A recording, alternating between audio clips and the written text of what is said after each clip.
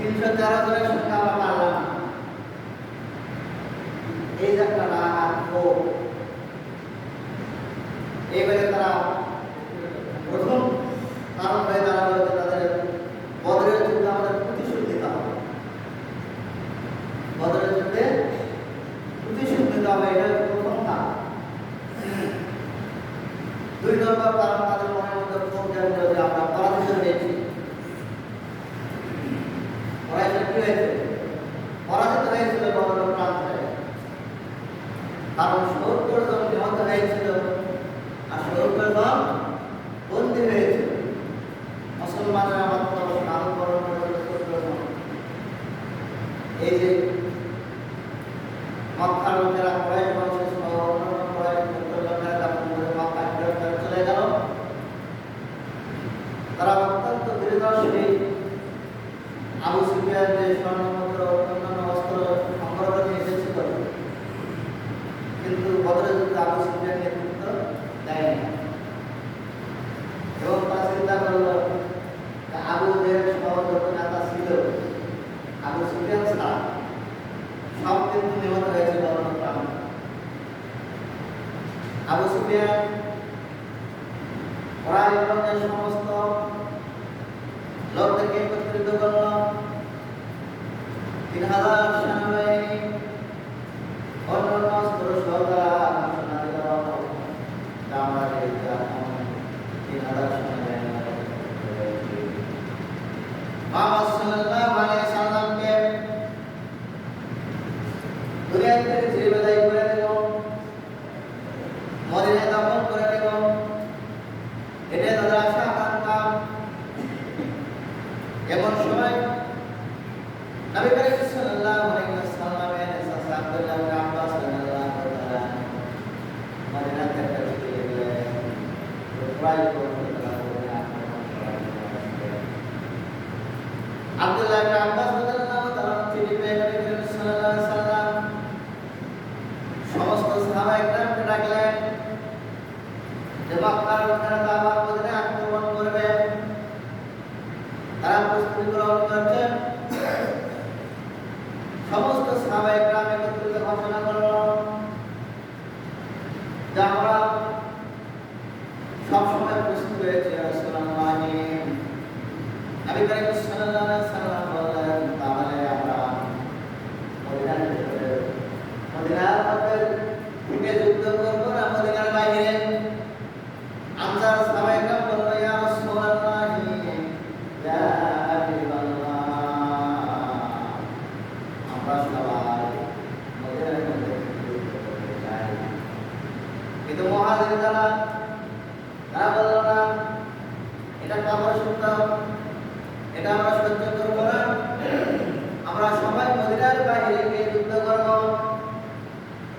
নবী করিম সাল্লাল্লাহু আলাইহি ওয়াসাল্লাম সাহাবায়ে কেরামদেরকে নিয়ে যুদ্ধের আগে একটা স্বপ্ন বর্ণনা করলেন। সাহাবায়ে কেরামদেরকে বললেন, আমার সাহাবারা, আমি স্বপ্নে দেখেছি গাভী জবাই করছি। কি জবাই করছি? একটা গাভী জবাই করছে। নবী করিম সাল্লাল্লাহু আলাইহি ওয়াসাল্লাম বলে দিলেন, এই যুদ্ধের মধ্যে স্বপ্নের মাধ্যমে জানতে পারলাম আমার অনেক সাহাবা। শুধু তাই নয়, তিনি একটা কথা বললেন, আমি দেখতেছি আমার ঢাল এবং তরবারটা স্বপ্নের অংশটা ভেঙে গেল। তার মানে আমি বুঝতে পারলাম উহুদের ময়দানে আমার এমন রক্তের সম্পর্ক এই যুদ্ধে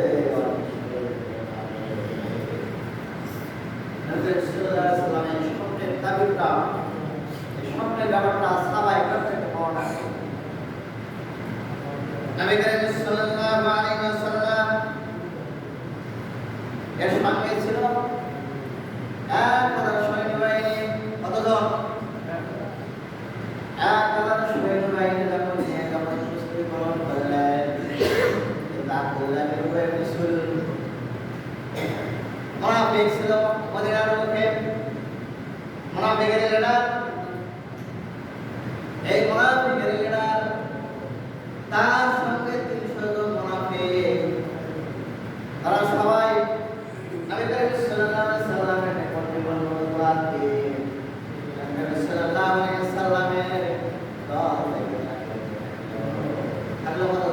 700 জন।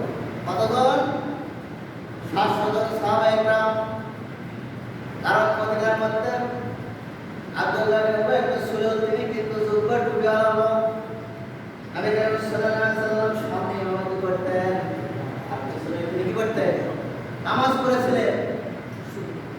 এমন একজন ইহুদি ছিল সে, তার আশা আকাঙ্ক্ষা যে মদিনার মধ্যে আমি রাষ্ট্রনায়ক হব, কিন্তু নবী করিম সাল্লাল্লাহু আলাইহি ওয়াসাল্লাম মদিনায় আগমন করার কারণে তার আশা হঠাৎ হয়ে গেল, শেষ হয়ে গেল। এই হিংসাটা তার হিংসা যে আমি মদিনার মধ্যে লিডার হতে পারলাম না। সময় তো অবস্থাতে এই জন্য নবী করিম সাল্লাল্লাহু আলাইহি ওয়াসাল্লাম ইন্তেকালের পূর্বে মুহূর্তম মুনাফিকের একটা লিস্ট হুযায়ফা রাদিয়াল্লাহু তাআলা দিয়ে গেলেন। তাকে হুযায়ফা রাদিয়াল্লাহু তাআলা দেওয়ার পরে অন্য কোনো সাহাবায়ে কেরামকে তিনি বলেন নাই, কারণ মদিনার মধ্যে অনেক মুনাফিক রয়েছে। নবী করিম সাল্লাল্লাহু আলাইহি ওয়াসাল্লাম সাহাবাদের মুনাফিকের একটা লিস্ট দিয়ে দিলেন হুযায়ফা রাদিয়াল্লাহু তাআলাকে।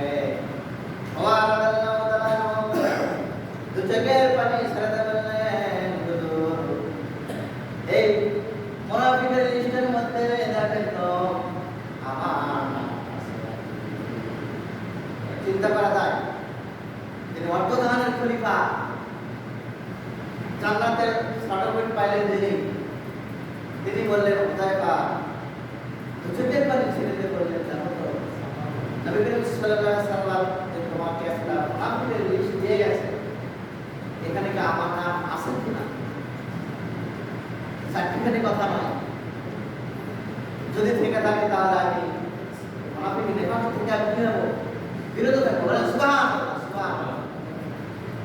মুনাফিক কিন্তু মুসলমানদের মধ্যে, তাদের মধ্যে এটা কিন্তু ইহুদি নয়, খ্রিস্টান নয়, বৌদ্ধ নয়, অন্য কোনো ধর্মের মধ্যে কিন্তু নেই।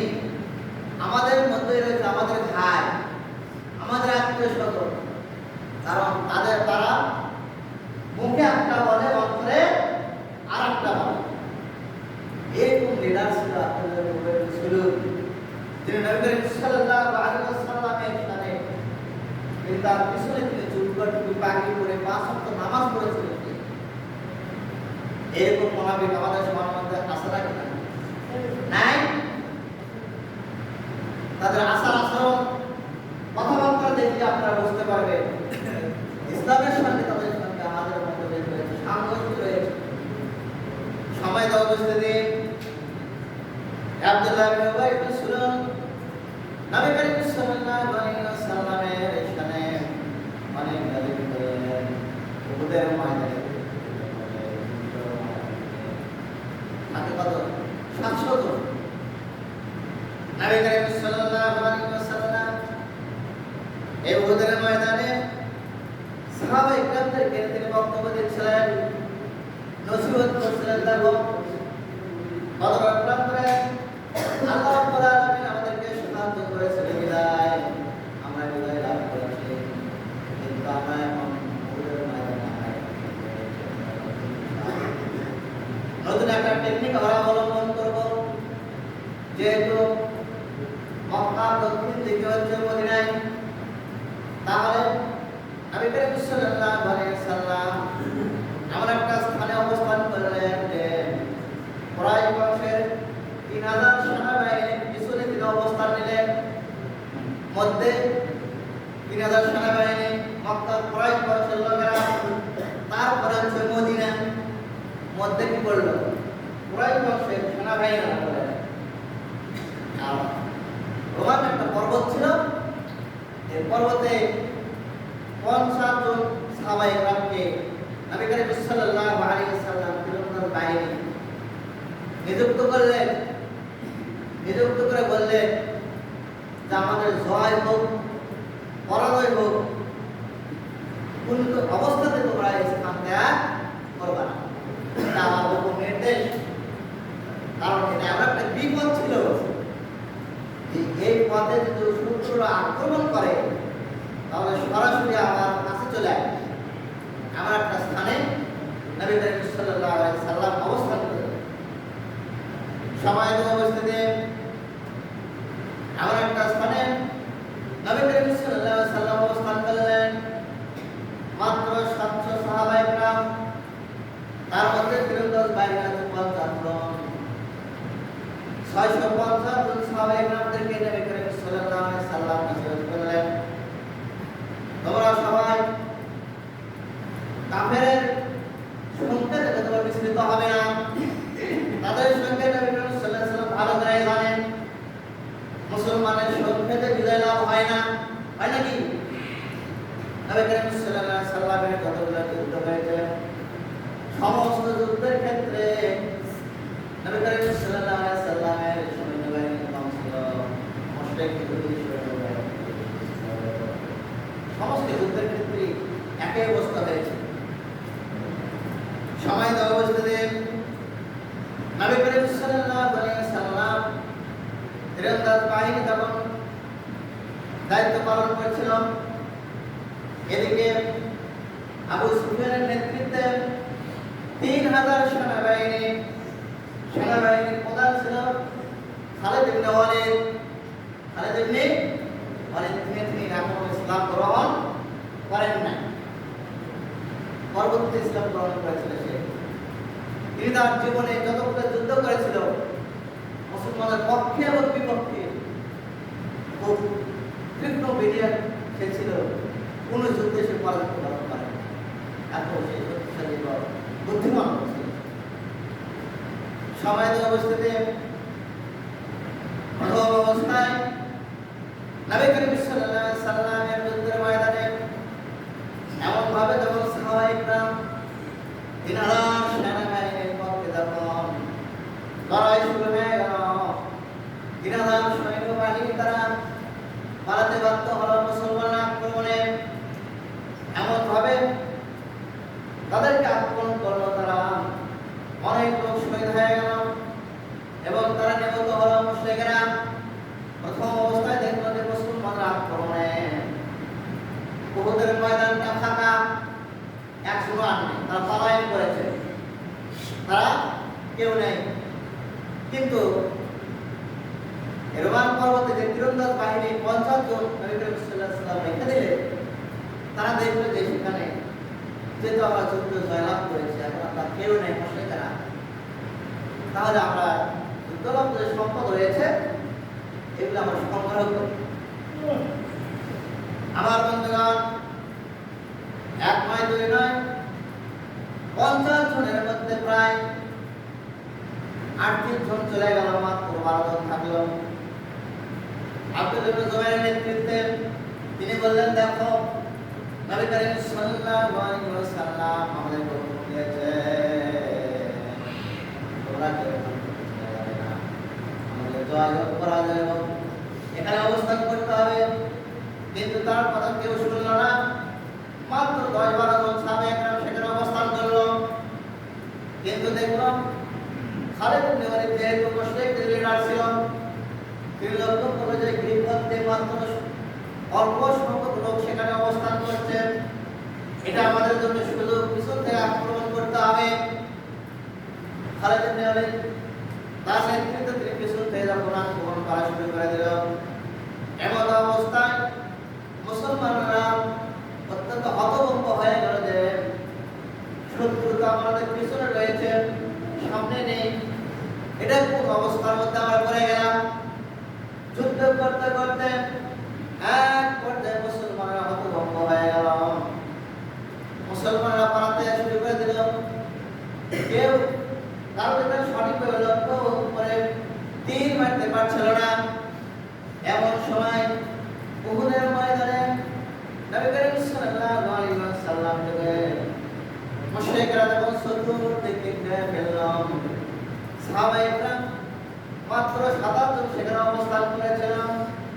চতুর্দিক থেকে বৃষ্টির ন্যায় যখন তীর আসতে লাগলো, সাহাবের বুকের মধ্যে তীর, পিঠেতে তীর, চতুর্দিক থেকে তীর। নবী করিম সাল্লাল্লাহু আলাইহি ওয়াসাল্লাম সবাইকে বললেন, তোমরা যুদ্ধের ময়দানে ঝাঁপিয়ে পড়ো, কাফেররা আমাদেরকে পিছন থেকে তারা আক্রমণ করেছে। এমন সময় মুআবিয়া ইবনে কাবিয়া নবী করিম সাল্লাল্লাহু আলাইহি সাল্লাম কেমন ভাবে আঘাত করলো, আঘাত করার সঙ্গে সঙ্গে নবী করিম সাল্লাল্লাহু আলাইহি সাল্লামের দন্তা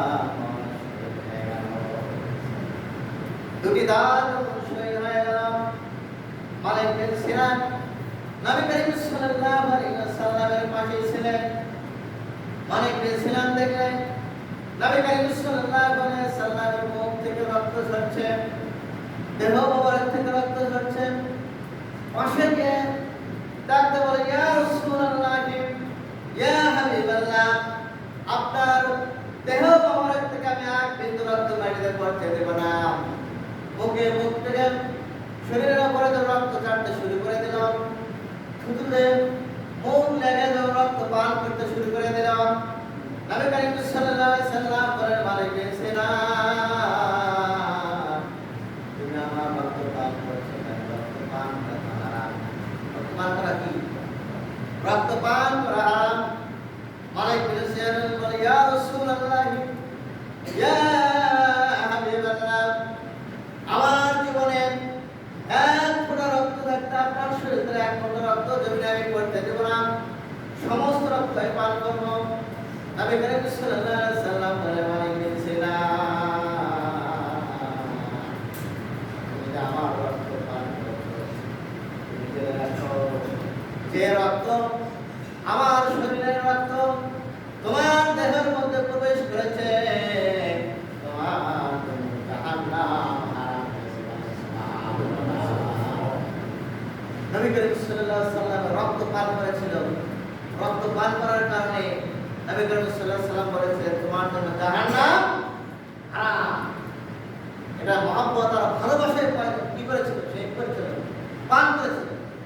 কিন্তু আজকে যদি আমরা এই ঘটনা যদি বাস্তবে ঘটতো, এক শ্রেণীর আলেম বলতো তিনি হারাম করেছে। কি করেছে? বেদাতি কাম করেছে। তাই করতো না? এখন তো ঘটতো এই ঘটনাটা। রক্ত পান করা তো হারাম, সাহাবায়ে হারাম কাজ করেছে। এইটা সারা পৃথিবী কি করতো? কাজ লটাতো, ফিতনা করতো, বিবাদ করতো, ঝগড়া করতো। কিন্তু নবী করিম সাল্লাল্লাহু আলাইহি সাল্লাম কি বলেছেন? আমার দেহ শরীরের রক্ত তোমার মধ্যে প্রবেশ করেছে, তোমার শরীর জাহান্নাম কি হয়ে গেল? হারাম হয়ে গেল। সুবহানাল্লাহ, সুবহানাল্লাহ। সময় দেওয়া উপস্থিতি শুধু তাই নয়, সাহাবায়ে কেরাম নবী করিম সাল্লাল্লাহু আলাইহি সাল্লামকে এত ভালোবাসতেন। নবী করিম সাল্লাল্লাহু আলাইহি সাল্লাম কোন অবস্থায় ছিল? সাহাবায়ে কেরাম কি করলো? নবী করিম সাল্লাল্লাহু আলাইহি সাল্লামের ঘাম সংগ্রহ করত। কি সংগ্রহ করত?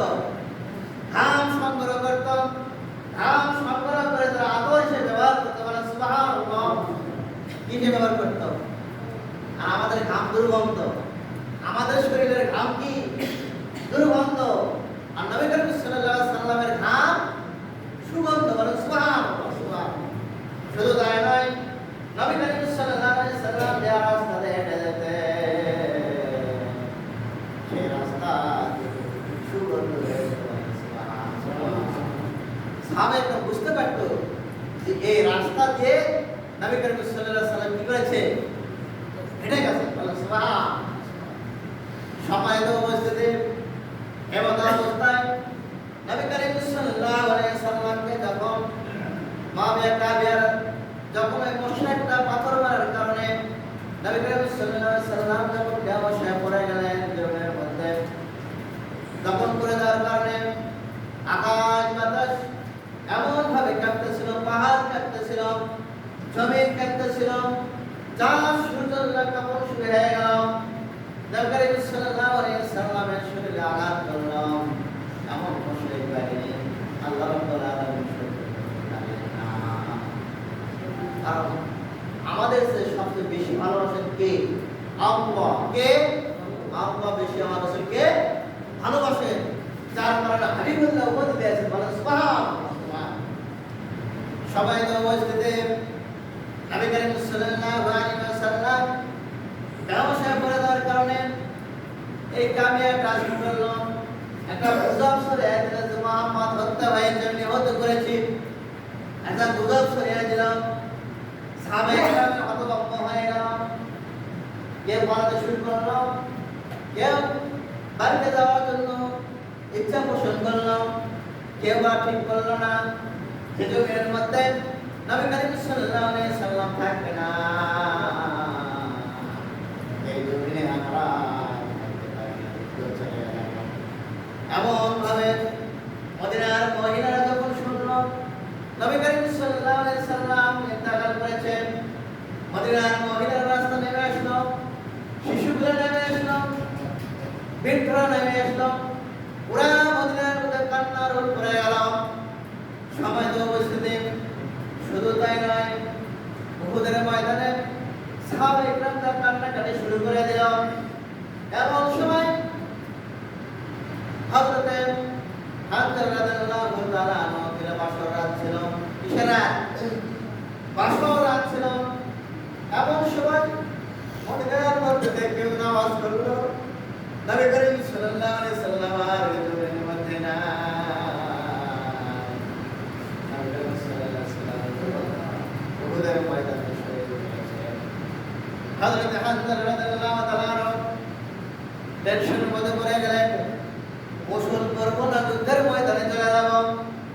হযরতে হামজা রাদিয়াল্লাহু তাআলা বললেন, মনে মনে স্থির করলেন না, যদি গোসল করতে যাই তাহলে সময় নষ্ট হয়ে যাবে, এই জীবনটা আমি রাখবো না। হামজা রাদিয়াল্লাহু তাআলা এমন অবস্থায় তিনি উহুদের ময়দানে যুদ্ধ করতে শুরু হয়ে গেল। যুদ্ধ করতে করতে অনেকগুলো কাফেরকে জাহান্নামে পাঠিয়ে দিলেন এবং তিনি শহীদ হয়ে গেলেন। সমাজে উপস্থিতি, তার রাসূলের কত ভালোবাসা ছিল, রাসূলের কত মহব্বত ছিল। হামজা রাদিয়াল্লাহু তাআলা নাবাক অবস্থায় ছিল তিনি, বাসর রাতের শয্যায় তিনি অবস্থান করতেছিলেন। তিনি হযরত হামজা রাদিয়াল্লাহু তাআলা ঈমান কত, ঈমানের তেজ কত, ঈমানের শক্তি কত, ঈমানের বলিয়ান কত। আমরা যদি বাসর রাতে এমন ঘটনা কিছু শুনতাম, বাসর রাত থেকে কখনো বের হতাম? কি বের হতাম? কখনোই বের হতাম না। হামজা রাদিয়াল্লাহু তাআলা স্ত্রীকে বললেন, দেখো আমি যুদ্ধের ময়দানে যাচ্ছি, তোমার সঙ্গে আমার জীবনের শেষ বিদায়, তোমার সঙ্গে আর দেখা হবে না। নবী করিম সাল্লাল্লাহু আলাইহি সাল্লামের সংবাদ পাচ্ছি তিনি ওদের ময়দানে তিনি শহীদ হয়েছে। তোমাকে দেখা হবে যদি শহীদ হয়, কিয়ামতের ময়দানে দেখা হবে জান্নাতে। আর যদি গাজী হয়ে ফিরে আসি তাহলে আবার দেখা হবে। এমন অবস্থায় আমাদের স্ত্রীকে কখনো বিদায় দিত? কি দিত? কখনোই বিদায় দিত না। তোমার সঙ্গে আমার বাসর রাত হয়েছে, জীবনের প্রথম রাত আমার, তুমি আগামী কালকে তুমি যুদ্ধের ময়দানে যেতে যাও, এ কথা বলতো না? এই কথাই বলতো। হামজা রাদিয়াল্লাহু তাআলা আনহু তিনি ঈমানের তেজে, ঈমানের পাওয়ারে তিনি ফরজ গোসলটা তিনি করলেন না, যুদ্ধের ময়দানে চলে গেলেন। অনেক কাফেরকে কি করে দিলেন? জাহান্নামে পাঠিয়ে দিলেন। জীবনের তাজা রক্ত তিনি উহুদের ময়দানে ঢেলে দিলেন। বলেন সুবহানাল্লাহ।